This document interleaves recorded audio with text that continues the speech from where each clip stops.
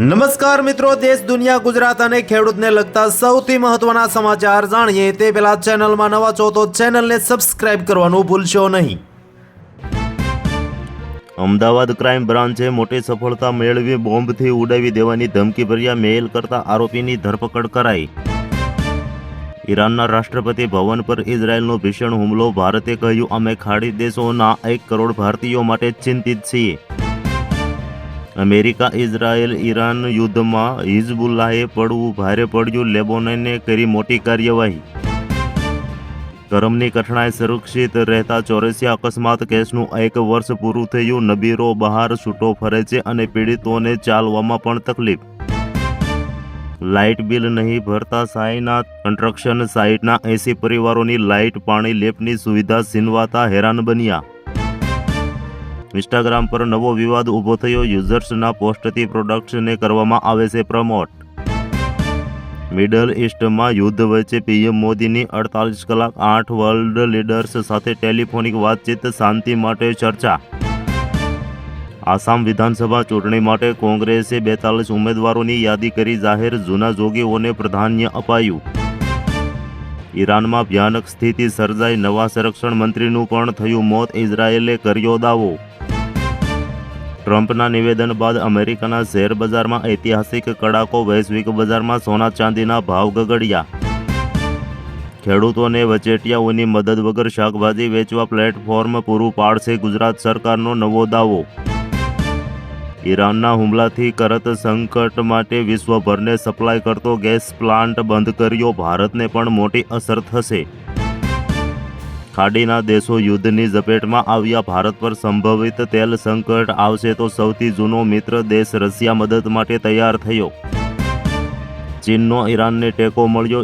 US અને ઇઝરાયેલને યુદ્ધ રોકવા કર્યો આગ્રહ. હોસ્ટેલમાં નક્કી કરેલા સ્થળોએ અને માત્ર ઇકો ફ્રેન્ડલી કલરથી જ ધૂળેટી ઉજવવાની રહેશે. સરકારનો કડક આદેશ. કોઠારિયામાં જીવલેણ હુમલામાં ઘવાયેલા નોનવેજના ધંધાર્થીનું મોત થયું. બનાવ હત્યામાં પલટાયો. હાર્દિક પંડ્યા અને શિવમ દુબેએ છોડ્યો ટીમ ઇન્ડિયાનો સાથ. બીસીસીઆઈ પર ઉઠ્યા સવાલો. સોનિયા ગાંધી મોદી સરકાર પર વિદેશ નીતિ અપનાવશે. ખામેનીના ઈરાન પ્રમુખ હત્યા ચૂપ રહેવા માટે સામે આક્રોશ કરાયો. પમરૂના ગામના ખેડૂતોમાં રોષ દેખાણો. નર્મદાની પાઇપલાઇન યોજના ખેડૂતો માટે આશીર્વાદને બદલે આફતરૂપ બની. તાપી કરજણ લિંક યોજના તૈયાર. 73 ગામોની 54,000 એકર જમીનને મળશે સિંચાઈ. ખેડૂતો માટે સમૃદ્ધિના નવા દ્વાર. માર્ચ મહિનામાં સામાન્ય કરતાં વધુ ગરમી રહેવાની આગાહી, જેના કારણે ઘઉં અને સરસવ જેવા પાકોને નુકસાન થવાની શક્યતા. કૃષિ મંત્રી દ્વારા વૈજ્ઞાનિકોને નવી ટેકનોલોજી અને ઉત્તમ બિયારણ સીધા ખેડૂતોને સુધી પહોંચાડવા અપીલ કરાણી. કૃષિ મશીનરી પર સબસિડી યોજના શરૂ કરવામાં આવી. ખેડૂત ઓનલાઈન અરજી કરીને ટ્રેક્ટર, સાધનો અને ડ્રોન મેળવી શકશે. પીએમ કિસાન યોજનાની 22મો હપ્તો માર્ચમાં જ જાહેર થવાની શક્યતા. સરકાર લાભાર્થી યાદી ચકાસી રહી હોવાનું જાણવા મળ્યું. લોકપ્રિય યુટ્યુબર અનુરાગ ડોલાબને સોશિયલ મીડિયા પર પોતાની સુરક્ષા અંગે ચોંકાવનારું નિવેદન આપતા ચર્ચા વધી. મધ્ય પૂર્વ યુદ્ધ જેવી સ્થિતિને કારણે બહેરીન સહિત ઘણા દેશોમાં ફસાયેલા ભારતીયોએ સરકાર પાસે મદદ માંગી. ઈરાનમાં માતમ શાળાની 160 માસૂમ બાળકીઓની એકસાથે નીકળી અંતિમ યાત્રા. હુમલામાં કુલ મૃત્યુ આંક 742 પર પહોંચ્યો. ઇઝરાયલ હવે દુનિયાનો બાપ છે. મુસ્લિમ દેશો ઘૂંટણીએ પડી જાય. પાકિસ્તાનની નિષ્ણાત સાજિદ તરારનું વિવાદાસ્પદ નિવેદન સામે આવ્યું. હિન્દુ છોકરીઓ મુસ્લિમ છોકરાના લગ્નને લઈને હોબાળો. યુવક યુવતીને ચુસ્ત પોલીસ બંદોબસ્ત સાથે કોર્ટમાંથી લઈ જવાયા. વીએચપી બજરંગ દળના કાર્યકરોની પોલીસ સાથે ઝપાઝપી. ડોનાલ્ડ ટ્રમ્પની બિલ્ડિંગમાં શંકાસ્પદ વસ્તુ મળતા દોડધામ. સુરક્ષા એજન્સીઓ એલર્ટ પર. આસપાસનો વિસ્તાર કરાયો સીલ. રાજસ્થાની સમાજના અગ્રણી વિક્રમસિંહ શેખાવતનું હાર્ટ એટેક આવવાથી નિધન થયું. ગુજરાતની સ્કૂલોને ખાલિસ્તાનના નામે બોમ્બથી ઉડાવી દેવાની ધમકી આપનારો ઝડપાયો. ક્રાઇમ બ્રાન્ચે પશ્ચિમ બંગાળથી દબોચ્યો. પાકિસ્તાનનો હવે શાંતિ રાગ. પહેલગામ હુમલા અને સરહદી તણાવ વચ્ચે ઝરદાનીની ભારતને વાતચીતની અપીલ. સુરતના ભીમપોરમાં જન્મદિવસની ઉજવણી માતમમાં ફેરવાઈ. ધોરણ 9ના 2 મિત્રોના કરુણ મોત નીપજ્યા.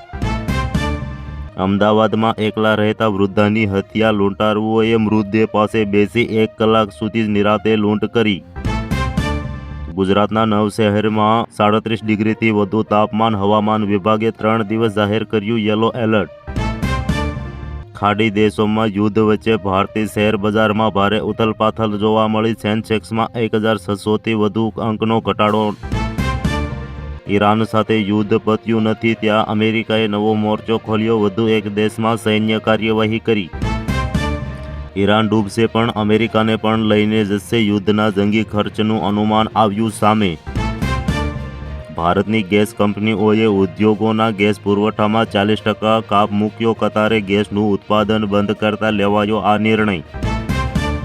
ભારતની પ્રથમ હાઇડ્રોજન ટ્રેનની ટ્રાયલ સફળ. 80 કિલોમીટરની ઝડપે દોડી આ ટ્રેન. અમેરિકા ઇઝરાયેલને કોણે અધિકાર આપ્યો? ખામેનેઈની હત્યા મુદ્દે ભડક્યા ઓમર અબ્દુલ્લા. યુદ્ધની જવાળાઓ વચ્ચે મક્કાથી 212 ગુજરાતીઓનું દિલ ધડક રેસ્ક્યુ કરવામાં આવ્યું. અમદાવાદ એરપોર્ટ પર સર્જાયા ભાવુક દ્રશ્યો. રશિયાએ ફરી નિભાવી મિત્રતા. ખાડીમાં યુદ્ધને કારણે મુશ્કેલીમાં મુકાયું ભારત તો મદદ માટે આગળ વધાર્યો હાથ. ચારે તરફ યુદ્ધમાં મુસ્લિમો જ કેમ મરે છે? સોમનાથ મંદિરનું ઉદાહરણ આપી પાકિસ્તાની એક્સપર્ટે જવાબ આપ્યો. ખેડૂતો માટે માઠા સમાચાર આવ્યા. ઈરાન ઇઝરાયેલ યુદ્ધ લાંબુ ચાલ્યું તો સર્જાઈ શકે છે ખાતરનું પણ મોટું સંકટ. કેન્દ્ર સરકારે ખેડૂતો માટે નવી કૃષિ સહાય યોજના શરૂ કરી. નાના અને સીમિત ખેડૂતને સીધી આર્થિક મદદ મળશે તેવા લેવાયા પગલાં. ગુજરાત સરકારે વિદેશમાં ફસાયેલા ગુજરાતીઓ માટે હેલ્પલાઇન નંબર શરૂ કરી દીધો. પરિવારોને સહાય માટે ખાસ ટીમ બનાવાઈ. અમેરિકા ઇઝરાયેલને 100 કલાકમાં 2000 બોમ્બ વરસાવી ઈરાનની જમીનનો દાટ વાળી દીધો. IRGCના દબાણ સામે ઝૂકી. Assembly of expert Mojtaba Khamenei બન્યા ઈરાનના નવા સુપ્રીમ લીડર. મિડલ ઇસ્ટમાં જંગની આશંકા વચ્ચે ભારત સરકાર એક્શનમાં. ભારતીયો માટે શરૂ કરાયો control room helpline number. Saudi અરેબિયામાં US દૂતાવાસ પર ડ્રોન હુમલો. CIA સ્ટેશનને નિશાન બનાવાયું હોવાનો દાવો થયો. રામદાસ આઠવલેને રાજ્યસભામાંથી આઉટ કરશે ભાજપ. 7મી બેઠક મેળવવા ભાજપની નવી રણનીતિ સામે આવી. ઈરાન હુમલામાં માર્યા ગયેલા 4 અમેરિકન સૈનિકોની તસવીરો જાહેર કરવામાં આવી. એક મહિલા સૈનિક પણ સામેલ. એક ઝટકે સોના ચાંદીના ભાવમાં જબરદસ્ત મોટો ઘટાડો. સોનું 6000 રૂપિયા તો ચાંદી 23,000 રૂપિયા સસ્તી થઈ. એ માસૂમ ઢીંગલીઓ ઈરાનમાં એક સાથે દફનાવવામાં આવી. 160 નિર્દોષ દીકરીઓ. ઇઝરાયેલના હુમલામાં ગયો જીવ. નોટબંધીના 10 વર્ષ બાદ પણ રદ થયેલી નોટોનો કાળો કારોબાર. 89 લાખની જૂની નોટો સાથે 2 ઝડપાયા. માસ્ટરમાઇન્ડ ફરાર થયો. ફાગોત્સવના આયોજન વચ્ચે સુરતના યુવા અગ્રણી વિક્રમસિંહ શેખાવતનું હાર્ટ એટેકથી થયું નિધન. હાલ માટે આટલું જ. મળીશું નવી અપડેટ સાથે. જો તમને અમારો વિડીયો પસંદ આવે તો વિડીયોને કરી દીજો લાઇક અને ચેનલને કરી દીજો સબસ્ક્રાઈબ.